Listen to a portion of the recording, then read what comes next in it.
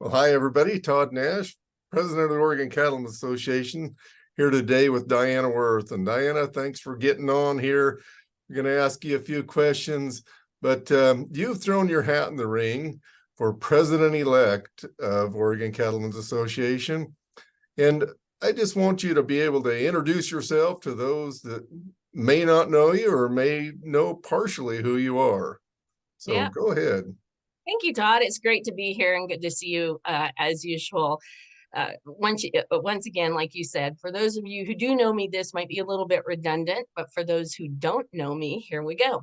My name is Diana Wirth, and I am together with my husband, we are a commercial cow, calf, red Angus ranching family down here in Klamath County. We've got the next generation coming up on the property, and we're very excited about that. If you don't know some of my past family history, I was born into ranching, so I'm fifth generation production on my side, and could not be more proud of that.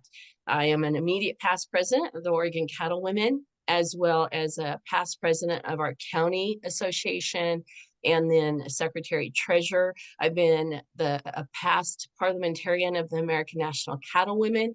And in addition to all of that, I serve as a commissioner on the Oregon Beef Council. I'm currently in my appointed second term. And then more importantly, and germane to this organization, I serve as a private lands co-chair along with Dan Leahy and Bill Hoyt. Okay, well, that's quite a lot. Diana, first question, what do you see as the most pressing issue facing the cattle industry here in Oregon? Well, really across the nation, not just here in the state of Oregon, but definitely here in the state of Oregon, consistent markets that are dependable for our beef producers it's just fundamental. We've got to get something figured out there. In addition to that, arbitrary rule making within our regulatory agencies adversely affect our producers. And then also, in addition to that, the loss of the independent livestock market is a big one. We're down to just a few independent livestock markets throughout the state of Oregon, and I think that really generally affects how our smaller producing families can market their animals, and that's a real concern for me. We're going to bigger and bigger sale markets, and we've got to find some way to help our smaller producers. Okay. Next question. Conversely, what are the opportunities? Yeah, I think you and I've talked about this before. Oregon is full of foodies. Oregon loves their meat.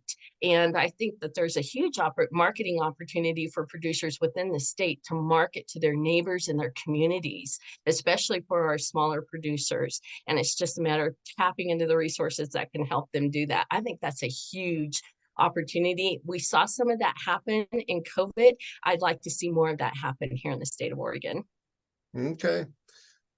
Diana, I'm going to give you a scenario.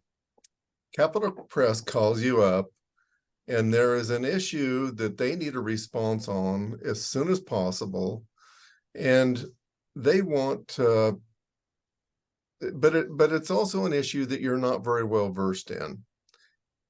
How do you handle a scenario like that? Yeah, well, there's some basic interview rules or question rules that you want to adhere to. If you don't know a lot about a certain subject matter, you want to talk about what you do know about. So maybe you don't know everything about that one particular thing, but maybe there's something else that you can connect back to that one specific topic.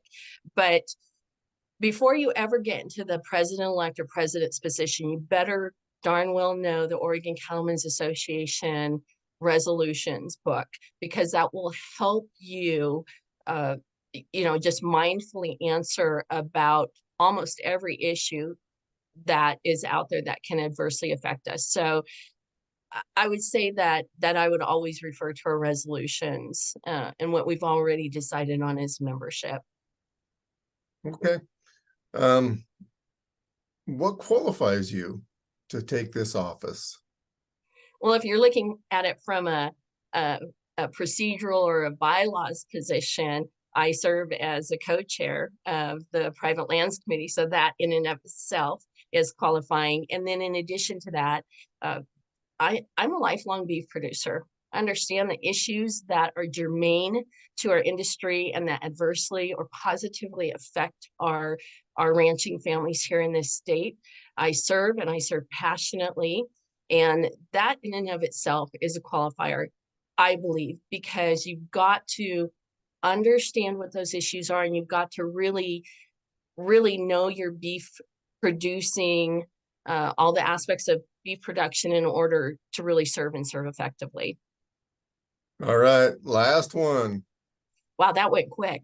It went quick, yeah, and but this one gives you all the latitude. You talk about whatever you want to talk about that we didn't cover here already. Okay. Well, as I said before, I serve and I serve passionately. I serve all in. I'm in a position in my life where I can serve, and I have the full support of my husband and my family. And that's the most important thing. I feel called to move forward in the Oregon Cattlemen's Association, just like I felt called to move forward in the Oregon Cattle Women. It is something at this point in my life that I can dedicate so much of my time to and my resources. And I believe that it is vital that when we can serve, we do serve, so that we're an example to those young leaders coming up, and also we can help our membership, and not just our membership, but also the ranchers of this great state, whether they're members or not. Oregon Cattlemen's Association does a tremendous service all throughout our state. And it's just an honor and a privilege to even be considered in a leadership position in that capacity. And I would definitely do the best that I could. And when it was all said and done and the dust cleared on my service, I would hope that what could be said about me was that she served well, and she served with all her heart.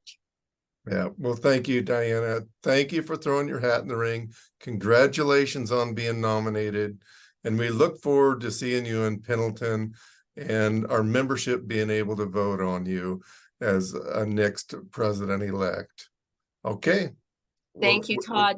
Thank you. It's an Yeah. honor. And thank you again for your service. Really appreciate everything you've done for us as ranchers. Yeah. Yeah. All right. We'll talk to you later, and you have a good day. Hey, you too. You take care. Bye-bye.